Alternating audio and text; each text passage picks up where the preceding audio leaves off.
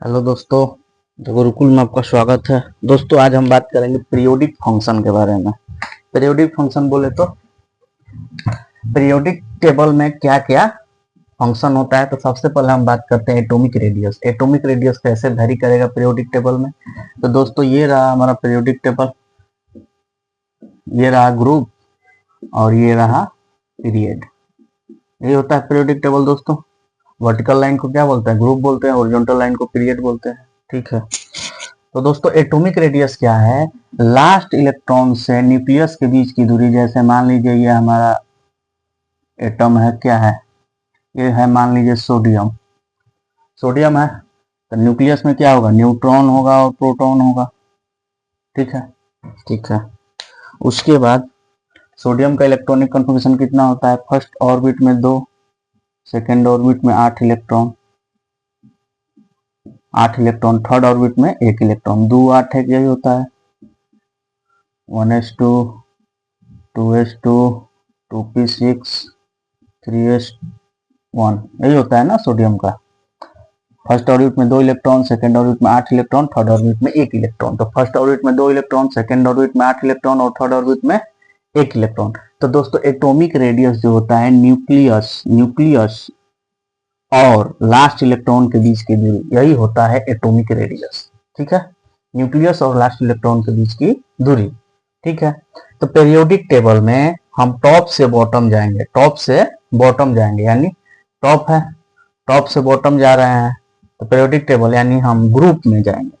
क्या होगा, इसको क्या बोलेंगे, ग्रुप बोलेंगे दोस्तों। टॉप से बॉटम यानी क्या होता है, ग्रुप होता है। ये टॉप है, ये बॉटम है।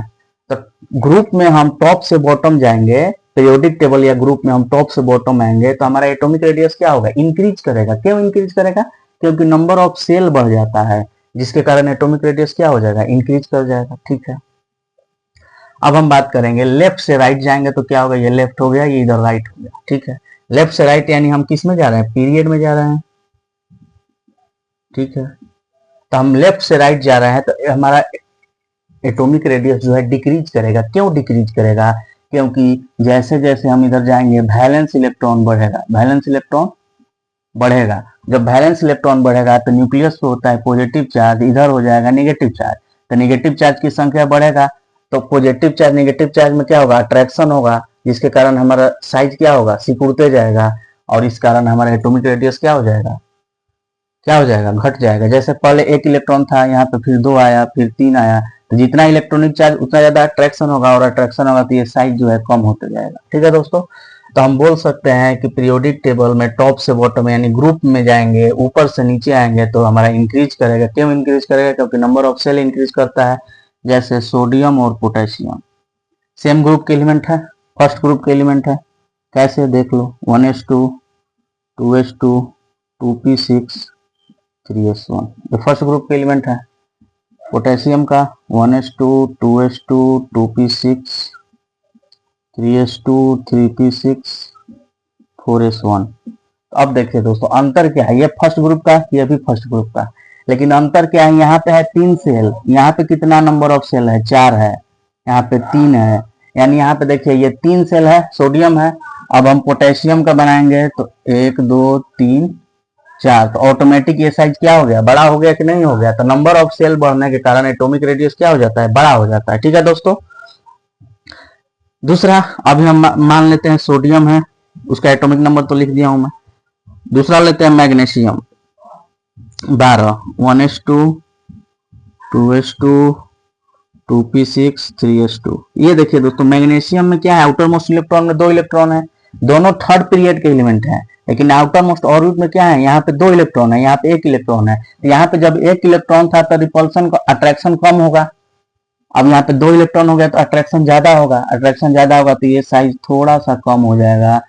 तो सोडियम का एटॉमिक रेडियस क्या होगा, ज्यादा होगा मैग्नीशियम से। ठीक है दोस्तों। तो आप कह सकते हैं कि जब ग्रुप में हम टॉप से बॉटम आएंगे तो एटॉमिक रेडियस बढ़ता है, क्योंकि नंबर ऑफ सेल बढ़ जाता है। पीरियड में लेफ्ट से राइट जाएंगे तो एटॉमिक रेडियस डिक्रीज होता है, क्योंकि वैलेंस इलेक्ट्रॉन क्या होता है, बढ़ जाता है।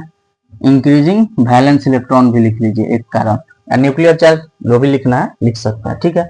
अब बात करते हैं एक्सेप्शन की। एक्सेप्शन में क्या होता है दोस्तों, ग्रुप 18 का ग्रुप 17 से ज्यादा होता है एटॉमिक रेडियस। ग्रुप 18 का एटॉमिक रेडियस जो है ग्रुप 17 से ज्यादा होता है, ये एक्सेप्शन है, आपको याद रखना है। ठीक है, अब बात करते हैं फ्रांसियम। फ्रांसियम के पास सबसे ज्यादा एटॉमिक रेडियस होता है। Francium has the largest atomic radius. तो दोस्तों एटॉमिक रेडियस का कंसेप्ट हम यहीं पे समाप्त करते हैं। अगर वीडियो अच्छी लगे तो आप चैनल को लाइक और सब्सक्राइब जरूर करेंगे।